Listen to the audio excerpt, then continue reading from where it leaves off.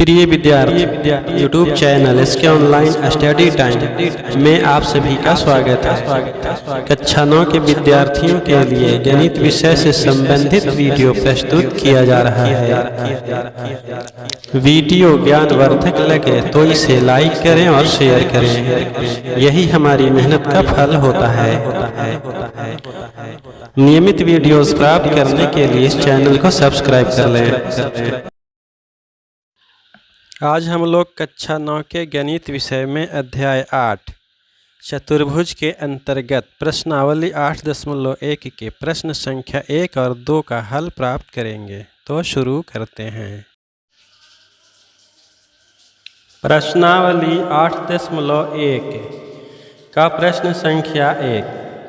एक चतुर्भुज के कोण 3:5 अनुपात 9:13 के अनुपात में हैं। इस चतुर्भुज के सभी कोण ज्ञात कीजिए। चतुर्भुज के कोण का अनुपात दिया हुआ है, अर्थात 3:5:9:13 के अनुपात में है। तो इसका हल प्राप्त करते हैं। पहले लिखते हैं कि चूंकि चतुर्भुज के कोण का अनुपात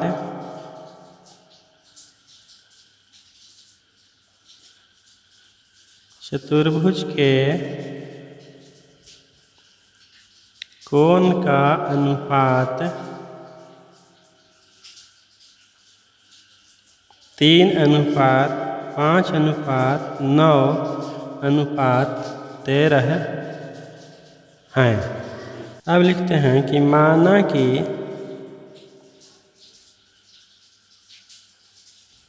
इसलिए कर देते हैं, इसलिए माना कि चतुर्भुज के कोण क्रमशः है,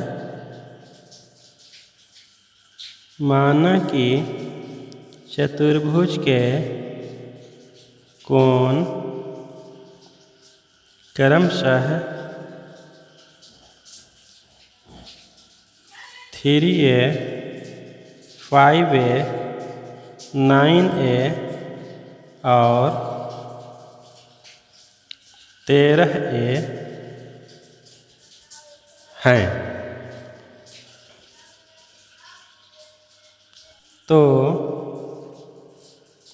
हम जानते हैं कि चतुर्भुज के चारों कोणों का योग 360 डिग्री होता है।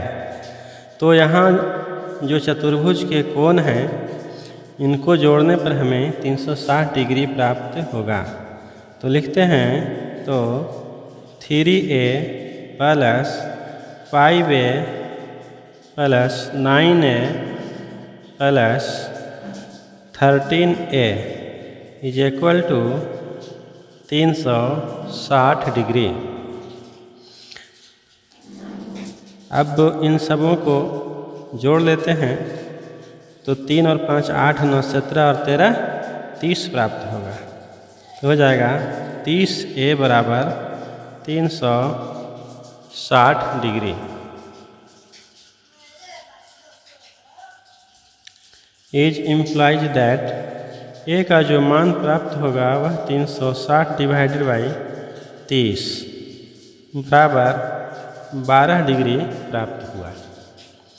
तो जब हमें a का मान 12 डिग्री प्राप्त हो गया है तो अब हमें चतुर्भुज के चारों कोणों का मान आसानी से ज्ञात हो जाएंगे, क्योंकि a की जगह पर जब हम 12 रखते हैं तो पहला कोण हमें 12 × 36 डिग्री प्राप्त होता है।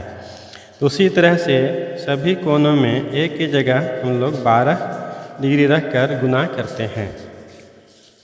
लिखते हैं, इसीलिए चतुर्भुज के कोण 3a =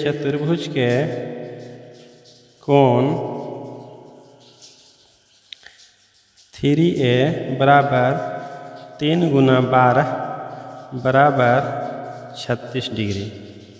दूसरा कोण है 5a। तो a के स्थान पर 12 प्राप्त हुआ है, तो 5 को 12 से गुणा करते हैं तो 60 डिग्री प्राप्त होता है। अगला कोण है 9A। तो 9 को 12 से गुना करने पर 108 डिग्री प्राप्त होता है। और चौथा कोण है 13A। 13 गुने 12। जब 13 को 12 से गुना करेंगे तो 12 तिया 36 और 12 3 15, 156 डिग्री प्राप्त होता है। तो हमें चतुर्भुज के कोण जो प्राप्त हुए 36 डिग्री, 60 डिग्री, 108 डिग्री और 156 डिग्री प्राप्त हुए। तो इस प्रकार हम लोगों ने चतुर्भुज के सभी कोण ज्ञात कर लिए हैं। प्रश्नावली 8.1 का प्रश्न संख्या 2। यदि एक समांतर चतुर्भुज के विकर्ण बराबर हों तो दर्शाइए कि वह एक आयत है।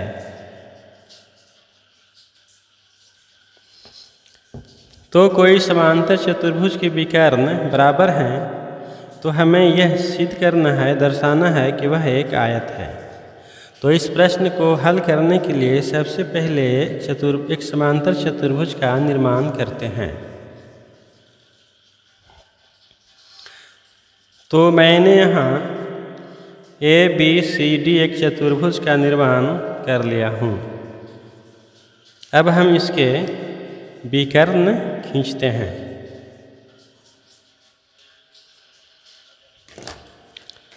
तो मैंने यहाँ AC और BD दिए गए चतुर्भुज में 2 विकर्ण खींच लिए हैं। तो अब इसे लिखते हैं कि माना कि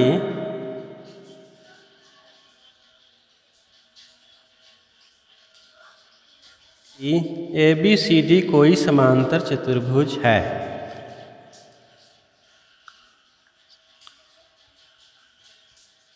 कोई समांतर चतुर्भुज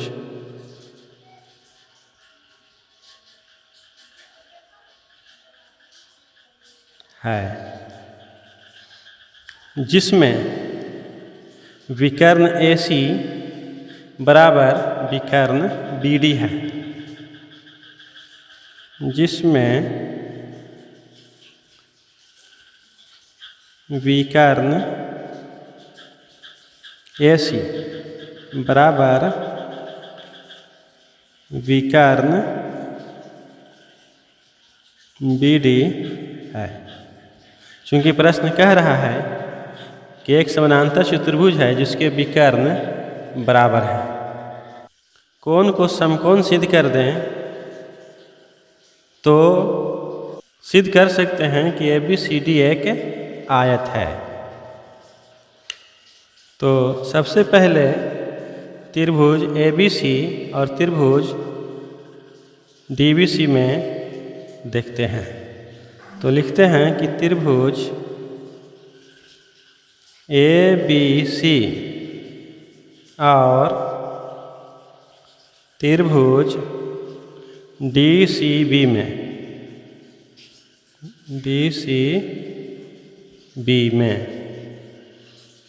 AB समानांतर CD, क्योंकि प्रश्न कह रहा है कि ABCD एक समानांतर चतुर्भुज है। तो लिखते हैं समानांतर चतुर्भुज है, इसीलिए AB बराबर CD होगा। तो लिखते हैं कि AB बराबर CD समांतर चतुर्भुज से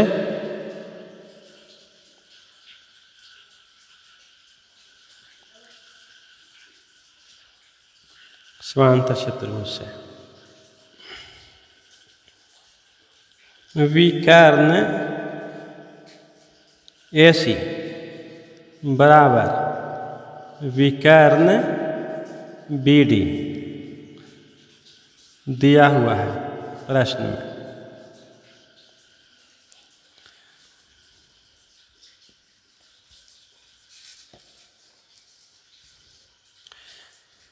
विकर्ण AC बराबर BD। प्रश्न कह रहा है कि दोनों विकर्ण समान हैं। और भुजा BC, त्रिभुज ABC और त्रिभुज DCB दोनों में उभयनिष्ठ है। तो इसे लिखते हैं BC बराबर BC, यह भुजा उभयनिष्ठ है।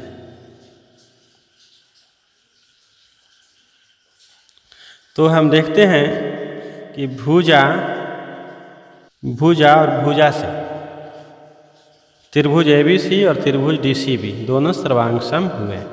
तो इसे लिखते हैं कि इसीलिए त्रिभुज ABC और त्रिभुज DCB सर्वांग सम हुए, सर्वांग सम हुए। अर्थात त्रिभुज ABC सर्वांग सम त्रिभुज DCB, भुजा भुजा भुजा S से। तो इस प्रकार हम लोगों ने यह सिद्ध किया कि त्रिभुज ABC और त्रिभुज DCB दोनों क्या हैं, सर्वांग सम हैं। और चूंकि ABCD चतुर्भुज समांतर है, इसीलिए भुजा AB और CD समांतर हैं।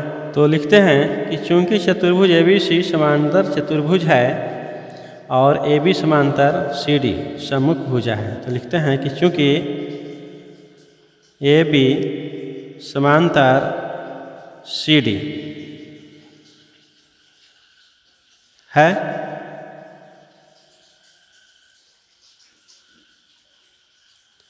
समांतर है और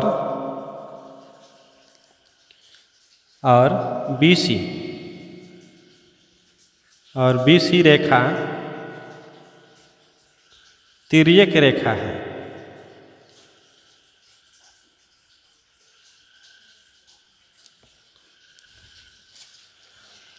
यह भी समानांतर CD है और ये रेखा BC जो है यह तिर्यक रेखा है।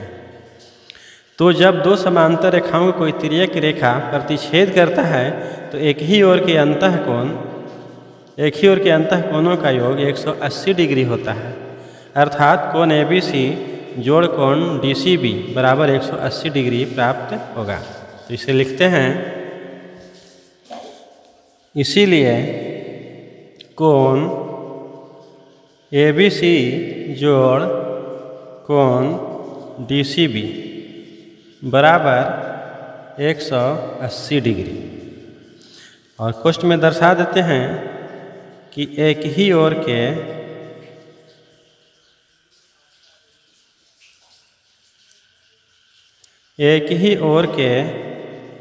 अंतःकोण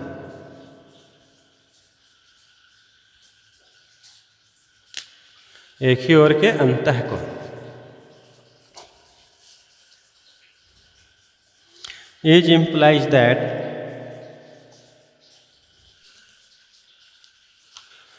तो यहाँ एक चीज लिखना भूल गए थे कि जब त्रिभुज ABC और त्रिभुज DCB दोनों सर्वांगसम त्रिभुज हैं तो इनके सभी संगत भुजा और कोण बराबर होंगे। इसीलिए कोण ABC और कोण DCB ये दोनों क्या होंगे, समान होंगे। तो यहाँ लिखते हैं कि जब ABC सर्वांगसम त्रिभुज DCB है, इसीलिए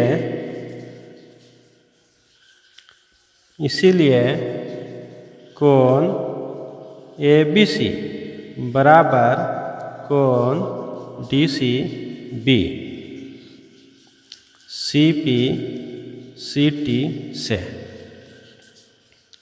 तो यहाँ जब कोण ABC बराबर कोण DCB है और यहाँ अंतःकोण जो है ABC जोड़ DCB बराबर 180 डिग्री है, तो हम ABC जोड़ ABC लिखते हैं कोण को, क्योंकि DCB ACB के बराबर है। तो लिखते हैं कि इम्प्लाइज दैट कोण ABC जोड़ कोण ABC बराबर 180 डिग्री। इज इम्प्लाइज दैट दो कोण ABC बराबर 180 डिग्री इज इम्प्लाइज दैट कोण ए बी सी बराबर 180 डिग्री डिवाइडेड बाई 2 बराबर 90 डिग्री। कोण ए बी सी को हम लोगों ने सिद्ध किया 90 डिग्री। तो जब कोई चतुर्भुज समांतर हो और उसका एक कोण 90 डिग्री हो तो अन्य 3 कोण भी उसके समकोण होंगे। तो इस प्रकार से जब समांतर चतुर्भुज हो और कोण सभी कोण समकोण हो तो वह चतुर्भुज एक आयत होता है। यह हम लोग पहले पढ़ चुके हैं। तो इसे लिखते हैं, आता है समांतर चतुर्भुज के विकर्ण बराबर हों, आता है समांतर चतुर्भुज, क्योंकि प्रश्न कह रहा है कि समांतर चतुर्भुज हैं उसके विकर्ण बराबर हैं, तो यह सिद्ध कीजिए कि वह चतुर्भुज आयत है। तो अतः समांतर चतुर्भुज के विकर्ण बराबर हों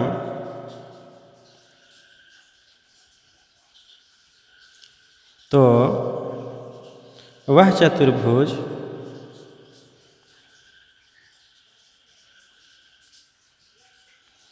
एक आयत होता है।